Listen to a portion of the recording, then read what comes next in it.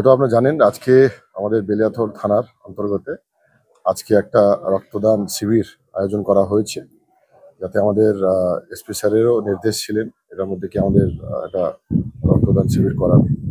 আজকে মোটামুটি আনুমানিক আমরা 100 থেকে বেশি আমাদের মধ্যে যে সাধারণ জনতা, এখানকার বাসিন্দা যারা আছেন বেলিয়াথল থানার, আর আমাদের সিভিক ভলেন্টিয়ার্স হোক, বিপি হোক, আমাদের সিআই সাহেব এখানে আছেন, সিআই সাদাত, উনিও আজকে রক্তদান করলেন আজকে এখানে। এছাড়া আমাদের বিভিন্ন অফিসার্স ফোর্স যারা আছে ওনারাও এখানে দিচ্ছেন।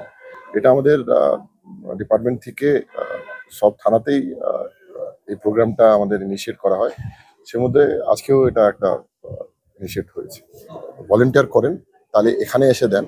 আমাদের একটাই উদ্দেশ্য, রক্ত যেন রাস্তাতে না দেন। রাস্তাতে বলতে গাড়ি ভালো করে চালাবেন, সাবধানে চালাবেন। আমাদের যে সেফ ড্রাইভ সেভ লাইফ যে প্রোগ্রামগুলো থাকে, যে আমাদের আপনাদের উদ্দেশ্যে যেটা আমরা বলে থাকি, হেলমেট পরে থাকবেন, সিট বেল্ট পরবেন, গাড়ি আস্তে চালাবেন, স্পিড লিমিটে চালাবেন, আর মধ্য অবস্থায় চালাবেন না। আর এটাই আমাদের উদ্দেশ্য থাকবে আমাদের বাঁকুড়া জেলা পুলিশের তরফ থেকে, যে রাস্তাতে যখন যাবেন আইন কানুন মেনে একটু চলবেন। ধন্যবাদ। আমার রক্তে যদি কারো প্রাণ বাঁচে, একটা জীবন বাঁচবে, মানে সেই অনুভূতি ভালো লাগছে দিয়ে।